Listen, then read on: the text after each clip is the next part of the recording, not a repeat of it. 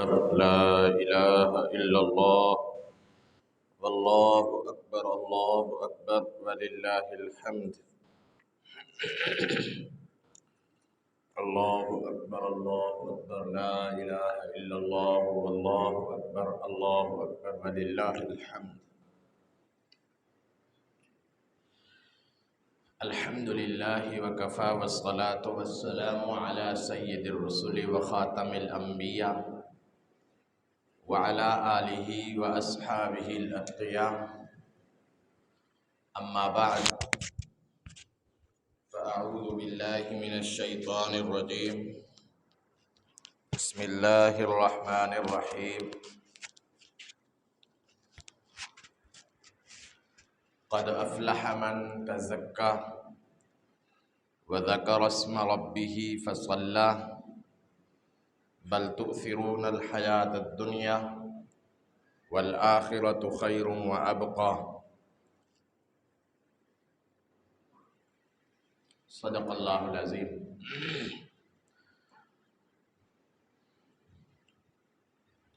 الحمدللہ آج رمضان المبارک کے برکتوں اور سعادتوں کے بعد مسلمانوں کے عید کا دن ہے۔ عید کا دن جسے یوم الجائزہ کہا جاتا ہے، مطلب ہے کہ بدلے کا دن ہے۔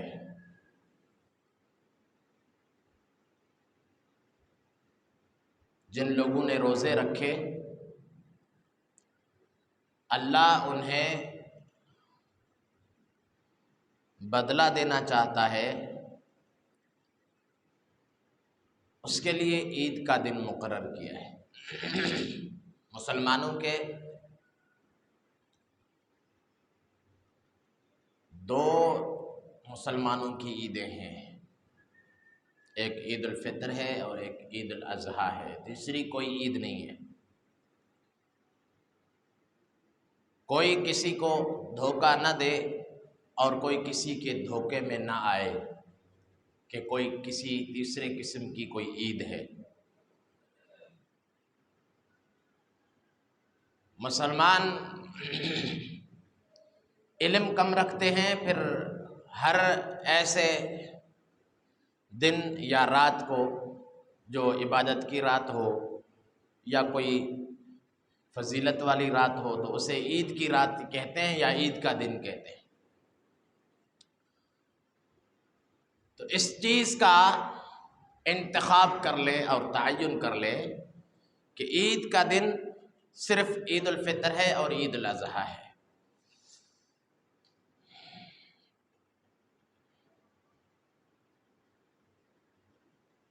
ہجرت کے بعد امام الانبیاء سرتاج الاتقیاء شفیع المذنبین آقائے نامدار میرے اور آپ کے نبی آمنہ کے لال عبداللہ کے لخت جگر ہجرت کے بعد مدینہ منورہ میں وہاں کے لوگوں کو دیکھا کہ وہ کچھ تہوار منا رہے تھے۔ حضرت انس رضی اللہ تعالیٰ عنہ سے روایت ہے کہ رسول اللہ صلی اللہ علیہ وسلم مکہ سے ہجرت فرما کر مدینہ تشریف لائے تو اہل مدینہ جن کی کافی تعداد تھی جو پہلے سے اسلام قبول کر چکے تھے، وہ دو تہوار منایا کرتے تھے، اور وہ تہوار منانا ان کا طریقہ کار کیا تھا؟ وہ کھیل کود اور اس طرح کی محفلیں سجا کر وہ اپنا تہوار مناتے تھے۔ تو رسول اللہ صلی اللہ علیہ وسلم نے پوچھا کہ آپ یہ اس کی حقیقت کیا ہے؟ یہ جو آپ تہوار مناتے ہیں اس کی حقیقت کیا ہے؟ تو انہوں نے کہا کہ ہم جہالت کے زمانے سے اسی طرح مناتے تھے تو اب بھی مناتے ہیں۔ تو رسول اللہ صلی اللہ علیہ وسلم نے فرمایا کہ ہمارے مسلمانوں کے یا میری امت کے دو تہوار ہیں، دو عیدیں ہیں، ایک عید الفطر ہے اور ایک عید الاضحیٰ ہے، بس تیسری کوئی عید نہیں ہے۔ اور نبی کریم صلی اللہ علیہ وسلم کے بعد کسی کو تیسری عید کا اعلان کرنا یا تیسری عید کے حوالے سے کوئی گفتگو کرنا یا منانا، یہ تو دین اسلام کے خلاف ہو جائے گا۔ اور آج عید کا دن ہے، ہمیں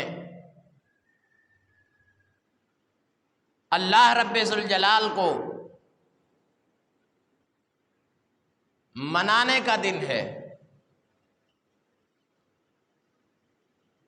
اپنے گناہوں پر ندامت کرنے کا دن ہے، گڑ گڑا کر اللہ رب ذوالجلال کو راضی کرنے کا دن ہے۔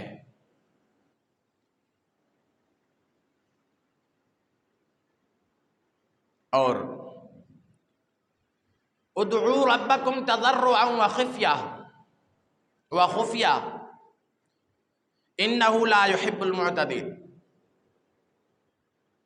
فرمایا لوگوں اپنے رب کو گڑ گڑا کر پکارو اور دعا کیا کرو اور آہستہ عاجزی کے ساتھ،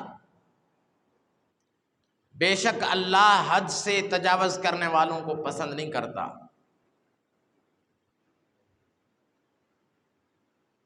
اور زمین پر اس کی اصلاح کے بعد فساد مت کرو، اور عذاب کا ڈر اور رحمت کی امید کے ساتھ اللہ سے مانگو، عذاب کے ڈر سے اور اللہ کی رحمت میں امید سمجھ کر اللہ کی عبادت کرو۔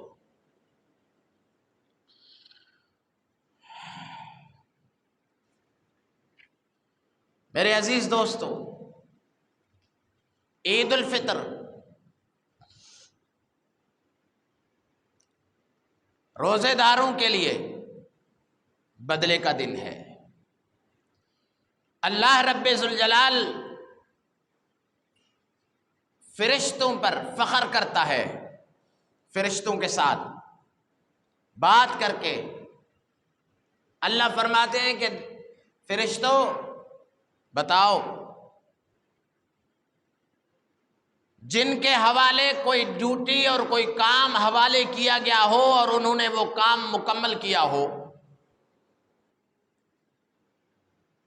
تو ان کا بدلہ کیا ہے؟ فرشتے عرض کرتے ہیں یا اللہ، انہوں نے اگر کام مکمل کیا ہے تو ان کا پورا پورا بدلہ ملنا چاہیے۔ انہیں کیا ملنا چاہیے؟ بدلہ ملنا چاہیے۔ تو اللہ رب ذوالجلال فخر کرتے ہیں اور کہتے ہیں دیکھو، جاؤ زمین پر دیکھو،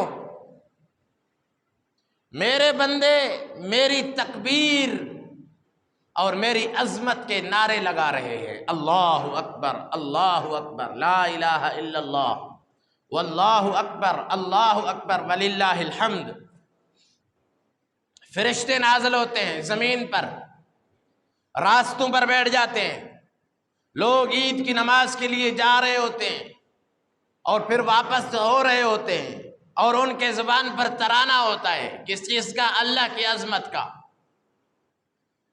کیا ترانہ ہے؟ اللہ اکبر اللہ اکبر۔ آپ بھی پڑھیں، لا الہ الا اللہ واللہ اکبر اللہ اکبر وللہ الحمد، یہ ترانے ہوتے ہیں۔ تو اللہ رب ذوالجلال اپنے بندوں کو دیکھ کر خوش ہوتا ہے اور فخر کرتا ہے، فرشتوں دیکھو میرے بندے جن کو میں نے روزے ان پر فرض کیے انہوں نے رمضان کا مہینہ روزے رکھے اور اب میری عظمت کے ترانے گاتے ہوئے راستوں پر جا رہے ہیں اور میری عظمت کو بیان کر رہے ہیں، میری کبریائی کو بیان کر رہے ہیں، اور عیدگاہ کی طرف پہنچ رہے ہیں۔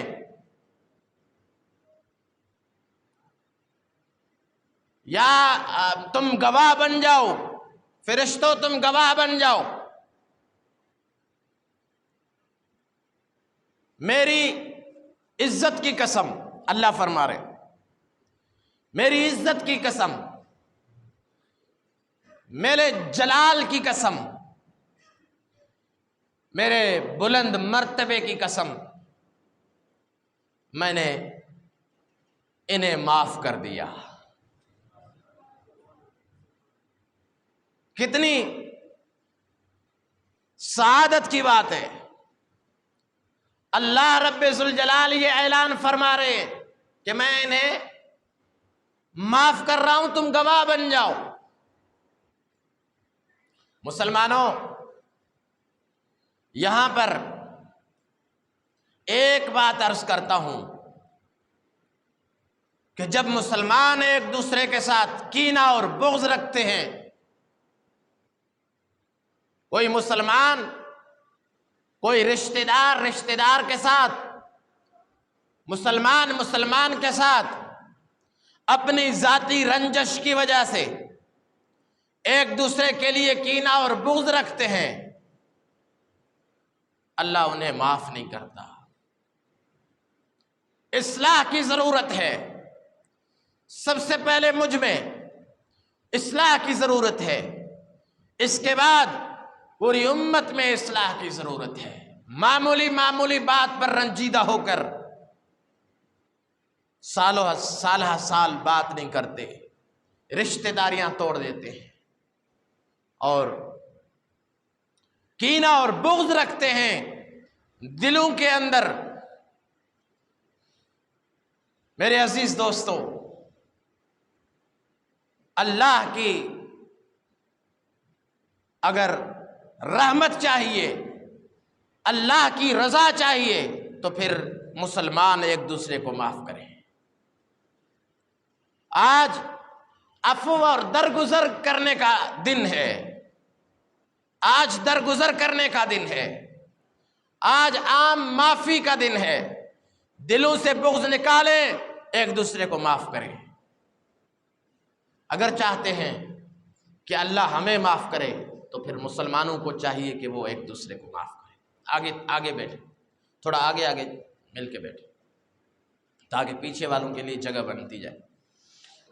وقت انتہائی مختصر ہے، میں لمبی گفتگو نہیں کروں گا کیونکہ عید کا دن ہے، مسائل کو سمجھانے کے لیے اور بھی دن بہت ہیں، اور بیان کرنے کے، خطاب کرنے کے اور بھی دن بہت ہیں، لیکن میں مسلمانوں کے ایک دوسرے کا احساس دلانے کی کوشش کروں گا کہ مسلمان اگر ایک دوسرے سے ناراض ہوں، کسی بات پر ان کا جھگڑا ہو جائے، تنازع ہو جائے، تو پھر مسلمانوں میں صلح کراؤ، کوشش کرو صلح کراؤ۔ اور پھر بھی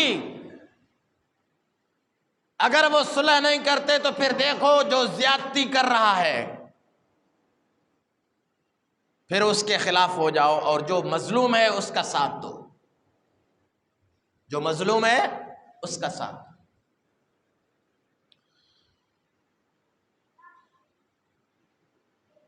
حدیث میں آتا ہے کہ اللہ رب ذوالجلال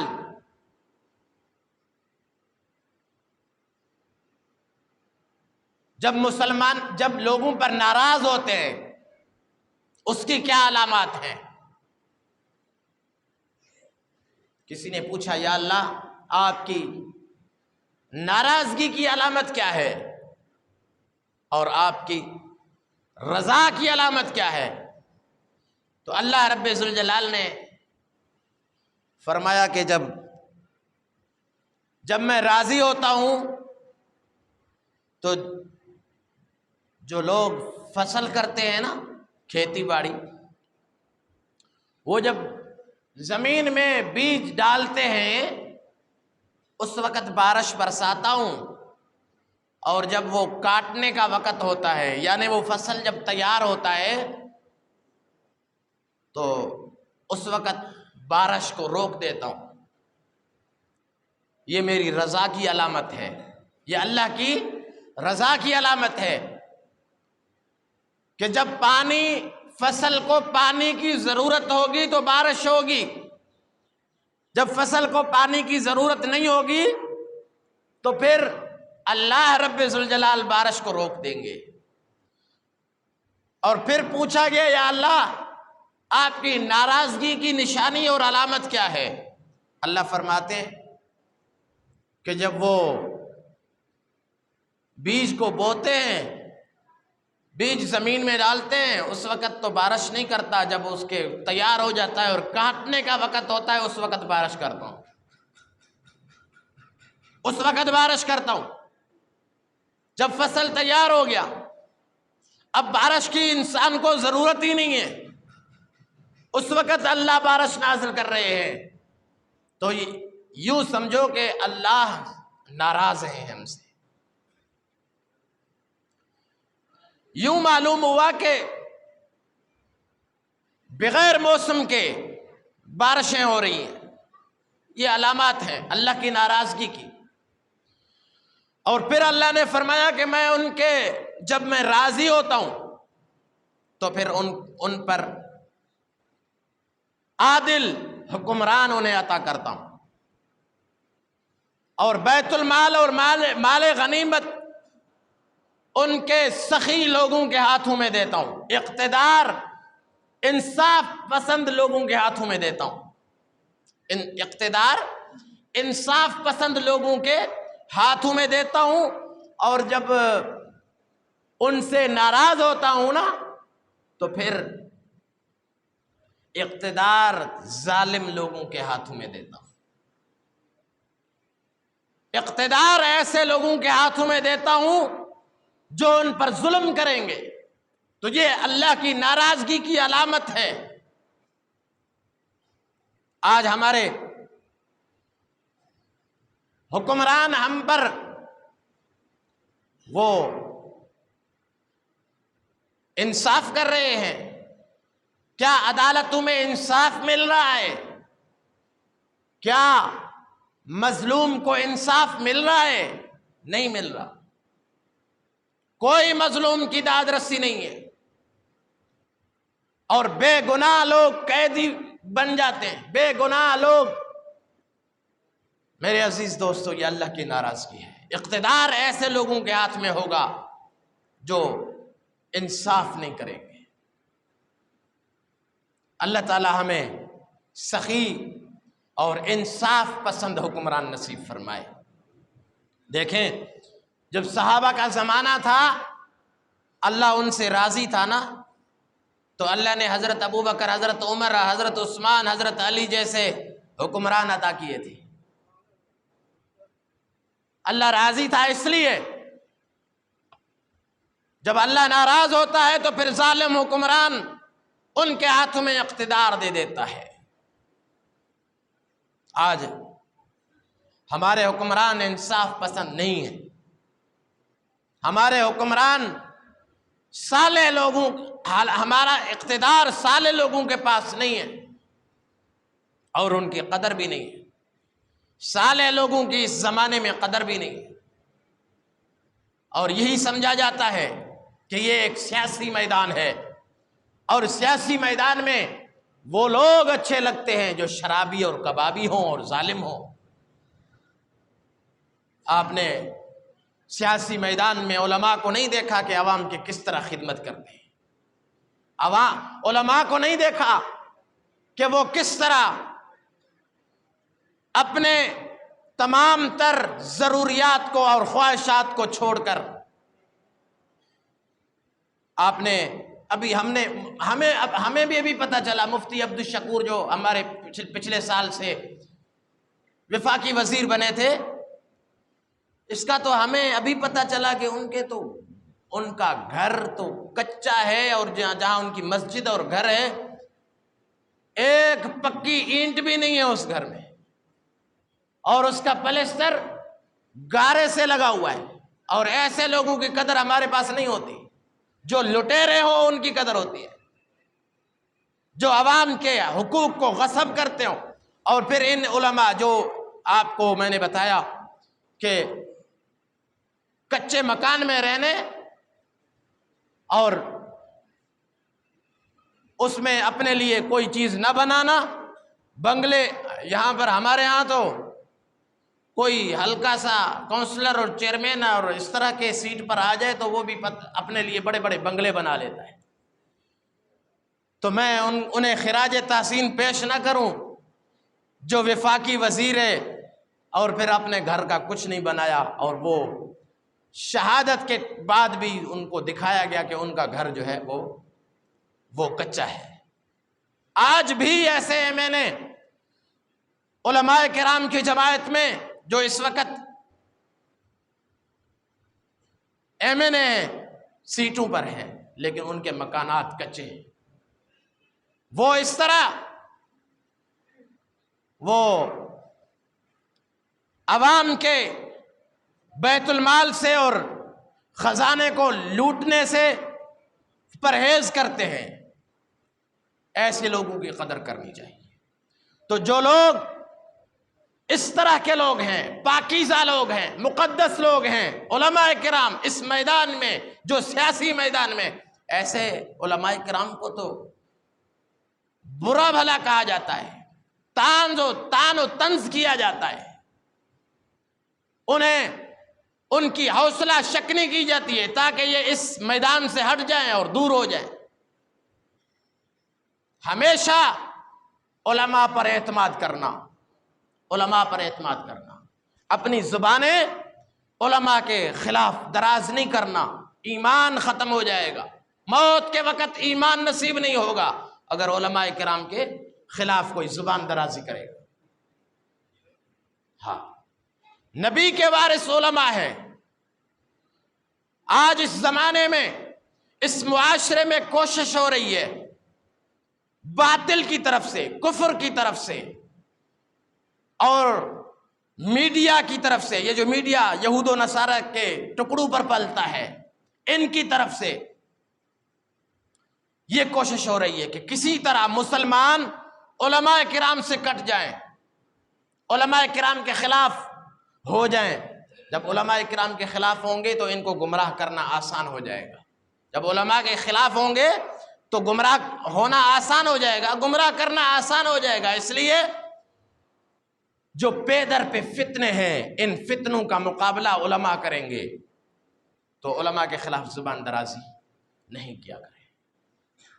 اور دوسری بات ہے، دیکھیں یہ رمضان المبارک کا مہینہ گزرا، دیکھیں مسلمانوں کو اللہ رب ذوالجلال نے اتنے بڑے مہینے سے نوازا، نیکیوں کا مہینہ تھا، اللہ نے بہت اچھا مہینہ نصیب فرمایا۔ اب یہ ہم نے نیکیاں کمائی اور تراویح پڑھی، ختم قرآن، اللہ کا ذکر کیا، نمازیں پڑھی، تہجد پڑھی۔ ابھی اگر ہم عید کی نماز پڑھ رہے ہیں، یہاں دعا مانگیں گے، اللہ رب ذوالجلال اعلان کریں گے، فرشتوں کو فرمائیں گے کہ آپ ان میں اعلان کر دو۔ کون سا اعلان؟ لوگوں، اللہ کی طرف سے اعلان ہو گیا، اللہ نے قسم کھا کر اور اپنے جلال اور عزت کی قسم کھا کر اعلان کر دیا کہ میں نے تمہیں معاف کر دیا۔ جب اللہ نے معاف کر دیا اور ایک اور بھی اعلان کیا، ایک اور بھی، اور سرپرائز عطا فرمائی۔ کون سی سرپرائز؟ فرمایا کہ آج میں نے تمہیں معاف تو کیا بلکہ جو تمہارے گناہ تھے وہ نیکیوں میں تبدیل کر دیے۔ ہمارے جتنے گناہ تھے اللہ نے ہماری توبہ کی وجہ سے اور اپنے فضل کو، کرم کی وجہ سے اللہ نے اعلان کر دیا کہ ان گناہوں کے بدلے میں ان کی جگہ پر میں نے نیکیاں لکھوا لی. تو اتنا بڑا اللہ انعام دے رہا ہے، سرپرائز دے رہا ہے. تو میرے عزیز دوستو، عید کے نماز کے بعد ہم کیا کریں گے؟ ہمارے نوجوان کیا کریں گے؟ ہماری مائیں اور بہنیں کیا کریں گی؟ بے پردہ ہوں گی. ہمارے نوجوان وہ باہر نکلیں گے اور شغل میں لگ جائیں گے اور گانے، میوزک، ڈھول باجے اور ڈانسوں میں لگ جائیں گے، اپنا ایمان خراب کریں گے. جتنے اعمال کیے وہ تباہ و برباد کریں گے. فضول خرچ بھی ہوگا، نیکیاں بھی تباہ ہو جائیں گی. تو پھر دوبارہ اللہ کے عذاب کو دعوت دینا شروع کر دیں گے. تو ان چیزوں سے بچیں، خرافات سے بچیں. دیکھیں اس میں پیسہ بھی خرچ ہوگا، فضول خرچی بھی ہوگی، پیسہ بھی خرچ ہوگا، وقت بھی خرچ ہوگا، نیکیاں بھی ختم ہوں گی. تو اگر وہ پیسہ ہم جو گانے باجے اور میوزک میں اور ڈانسوں میں اور جا کر پارکوں میں ادھر ادھر جا کر فضول میں خرچ کریں گے تو بہتر نہیں ہے کہ کسی غریب کو دیں، اس کی عید ہو جائے. نبی کریم وقت ختم ہو گیا ہے، میں بات ختم کر رہا ہوں. ایک واقعہ آپ کو بتا رہا ہوں مختصر سا. نبی کریم صلی اللہ علیہ وسلم عید کی نماز کے لیے احساس دلا رہا ہوں، صرف ایک اپنے سے نیچے طبقے یعنی غریب طبقے کے لیے ایک مسلمان کو احساس کیا ہونا چاہیے. نبی کریم صلی اللہ علیہ وسلم نے امت کو کیا سکھایا ہے. نبی کریم صلی اللہ علیہ وسلم عید کی نماز پڑھنے کے لیے باہر نکلے، گھر سے باہر نکلے، عیدگاہ کی طرف جانے لگے اور راستے میں ایک بچہ دیکھا، چھوٹا سا بچہ ہے، یتیم ہے. نبی کریم صلی اللہ علیہ وسلم نے دیکھا وہ بچہ رو رہا ہے. حضور نے فرمایا کہ بیٹا آپ کیوں رو رہے ہو؟ تجھے پتہ نہیں ہے آج عید کا دن ہے؟ کیوں رو رہے؟ اور کپڑے بھی میلے پہنے ہوئے، نئے کپڑے بھی نہیں پہنے. اس بچے نے کہا یا رسول اللہ صلی اللہ علیہ وسلم میں جانتا ہوں آپ اللہ کے رسول ہیں، رحمت للعالمین ہیں، میں یتیم ہوں، میری ماں نہیں ہے، میرا باپ نہیں ہے. میری ماں ہوتی مجھے نہلاتی، باپ ہوتا مجھے کپڑے لے کر دیتا. میں دیکھ رہا ہوں واقعی عید کا دن ہے، دوسرے بچے خوشی میں کھیل کود رہے ہیں اور اچھے کپڑے پہنے ہوئے ہیں، لیکن میں نے اس لیے نہیں پہنے کہ میرا ابا نہیں ہے، میری امی نہیں ہے. تو حضور صلی اللہ علیہ وسلم کے آنکھوں مبارکوں سے آنسو جاری ہو گئے. آپ تو رحمت للعالمین تھے نا. امت کا درد اور غم حضور سے برداشت نہیں ہوتا تھا. لقد جاءکم رسول من انفسکم عزیز علیہ ما عنتم حریص علیکم بالمؤمنین رؤوف الرحیم. ایسے رؤوف الرحیم تھے رسول اللہ صلی اللہ علیہ وسلم. میں قربان جاؤں اللہ کے رسول کے پاک قدموں پر. تو حضور نے فرمایا کہ بیٹا تو میرے ساتھ چل. گھر لے گئے، فرمایا عائشہ اس بچے کو، یہ یتیم ہے، اس کو کپڑے پہنا، نہلا کر اس کو کپڑے پہنا، تیار کر اور اس کو خوشبو لگا، تیار کر کے دے تاکہ یہ خوش ہو جائے، اس طرح خوش ہو جائے کہ اس کو امی اور ابو بھول جائیں. تو حضور صلی اللہ علیہ وسلم کے حکم سے حضرت عائشہ صدیقہ نے اس یتیم بچے کو تیار کیا. وہ عیدگاہ کی طرف حضور نے اپنے کندھوں پر اس یتیم بچے کو اٹھایا اور عیدگاہ کی طرف لے گئے اور پھر فرمایا کہ لوگوں جن کا باپ نہیں ہے میں محمد اس کا باپ ہوں، میں محمد اس کا باپ ہوں. جس کی ماں نہیں ہے عائشہ اس کی ماں ہے. وَأَمَّا بِنِعْمَةِ رَبِّكَ فَأَمَّا الْيَتِيمَ فَلَا تَقْهَرْ. میرے محبوب یتیم کو، اللہ نے فرمایا میرے محبوب یتیم کو دھکیلنا نہیں، یتیم پر رحم کرنا. آج تو مسلمان یتیم کے مال کو تو بہت شوق سے تلاش کرتا ہے، یتیم کے مال کو بہت شوق سے ڈھونڈتا ہے.